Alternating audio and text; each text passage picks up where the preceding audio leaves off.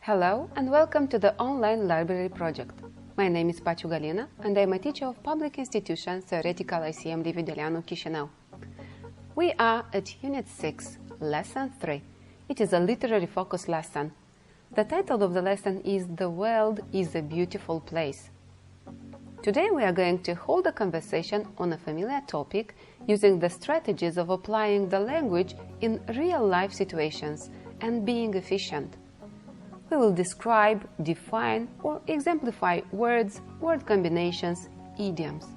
We will read a text to identify its theme, general idea, characters. We will rephrase the views and opinions from a written message in an oral utterance and compare them with personal point of view. The title of the lesson is one of the many findings about the world we live in. Think of similar statements about this beautiful world. Read the following lines that come from a poem on the same topic and continue it with your own ideas and your own judgment about the world that surrounds us. The world is a beautiful place to be born into. If you don't mind happiness not always being so very much fun, if you don't mind the touch of hell now and then, just when everything is fine because even in heaven they don't sing all the time. Think over the quotation of the lesson and comment on it by illustrating your answers with vivid examples from the pieces of heaven that we have been blessed with. When we recognize the virtues, the talent, the beauty of Mother Earth, something is born in us. Some kind of connection, love is born. You carry Mother Earth within you. She is not outside of you. Mother Earth is not just your environment. In that insight of interbeing, it is possible to have real communication with the Earth, which is the highest form of prayer. The next exercise suggests that we choose a view from the one from the screen and describe it. Make use of the following words, phrases and formulas. As a pre-reading activity, we are going to analyze the new vocabulary. The word study from your school books, page 121, offers us the following words. Impairment, it's damage, harm. Hazily, vaguely. Birch, a slender, hardy tree having a smooth outer bark which peels off in thin layers. The one you see in the picture. Shaggy, having a long, rough nap. Convulsion, a coil, winding or twist. Quiver, act of quivering, tremble.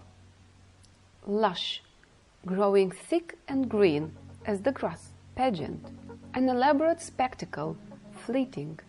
It's passing swiftly. Countenance, expression of the face.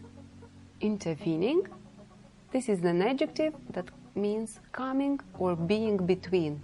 The phrases and idioms that we are to come across during this lesson are to apply to somebody or something, which means to refer to make use of one's faculties, meaning to take advantage of one's capabilities. To be grateful for something is to be thankful for. To be accustomed to is to be in the habit of, to be used to. To take something for granted, to assume to be true, to regard as proven or agreed to long for something, to wish very much, to have a strong desire for. And the last one is to set one's mind to do something. It's to resolve to do something. The text, The Seeing Sea Little, is written by Helen Keller, who was born on June the 27th, 1880 in Alabama.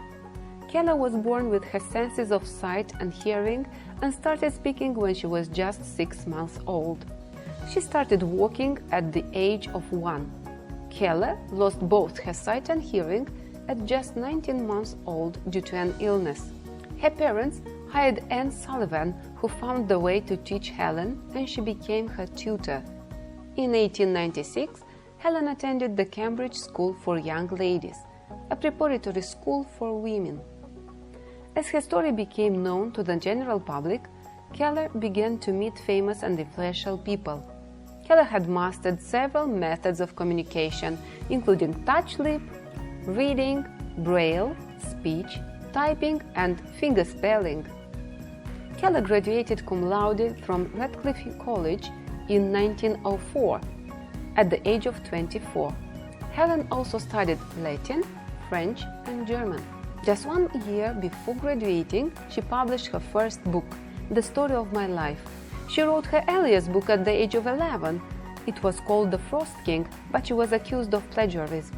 Throughout the first half of the 20th century, Keller tackled social and political issues, including women's suffrage, pacifism, birth control, and socialism.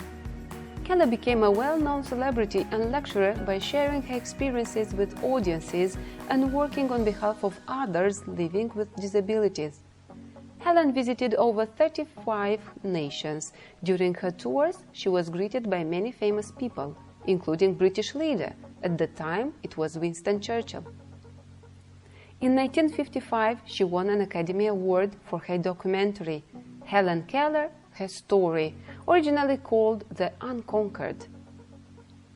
The first exercise from reading page 120 asks you to read the title of the text that follows and predict what it will be about.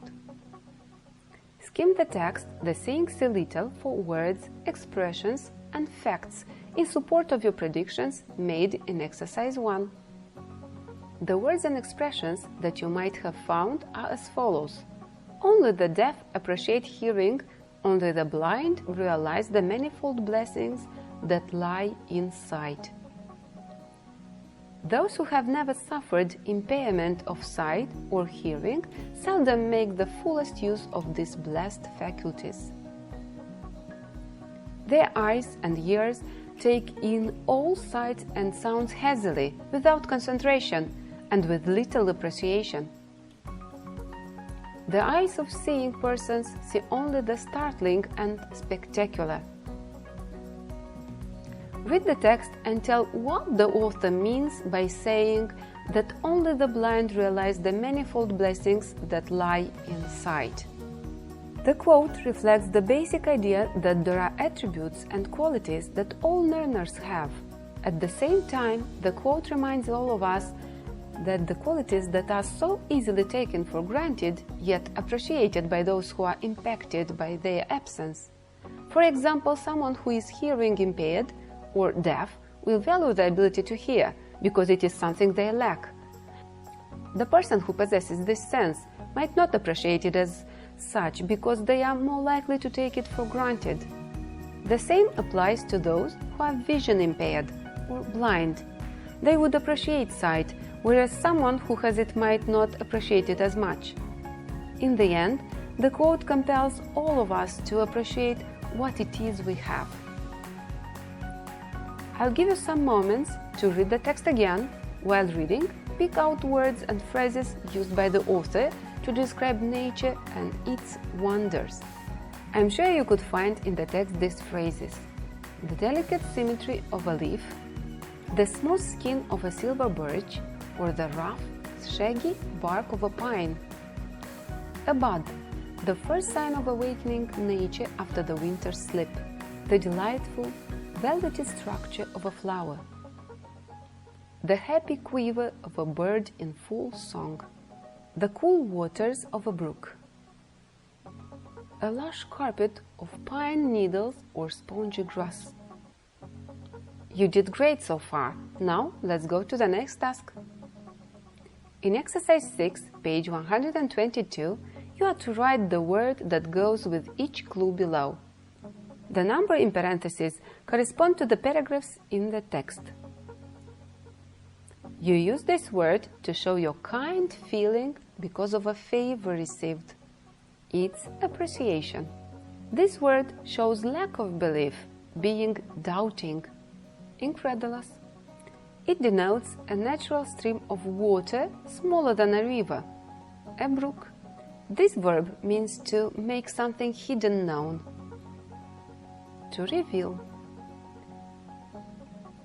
The word means the line that shows the shape of an object. That's an outline. It is used to describe something that is more intimate, more private or hidden. Subtlety. It is usually used when speaking about diseases that last a long time. Chronic. It is the synonym of a long, steady look. Concentration. In exercise 7, you are to identify the relationship between each pair of words by writing synonyms or antonyms. Some words will need to be looked up into the dictionary. I hope you've coped with the task and now have the possibility to check your answers. Faculty and capacity are synonyms. Hazily and dimly, synonyms. Worthy or meritorious, also synonyms. Texture and structure are synonyms. The next several pairs of words: occasionally, incidentally, synonyms. Luxurious and plain are antonyms. Thrilling, unexciting, they are antonyms. To reveal, to conceal, antonyms. The last group of pairs: immediate, remote, antonyms. Complain, approbation, antonyms. Spectacular, striking, synonyms. To imagine, to conceive, synonyms. What are homophones?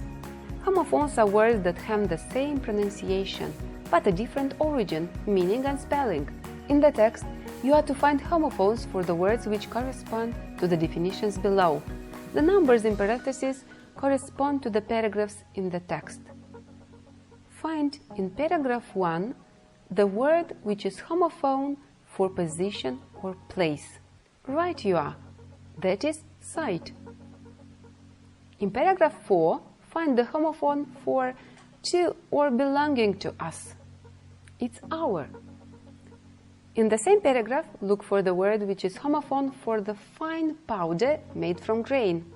Okay, that's flour. Homophone for past form of the verb will. Wood is the right word. In paragraph 5, find the word homophone for metal frame for holding coal. I hope you found great. On the surface of a human foot is pronounced the same as sole. I'm sure you remember the word for the female sheep. In the text, you have the pronoun you, which sounds the same. The last word from this exercise is the homophone for the ability to see, vision. You are the best, that is, see. The Miracle Worker is a 2000 biographical television film based on the 1959 play of the same title by William Gibson. The film is based on the life of Helen Keller and Anne Sullivan's struggles to teach her. I strongly recommend you to watch it together with your family members or your friends.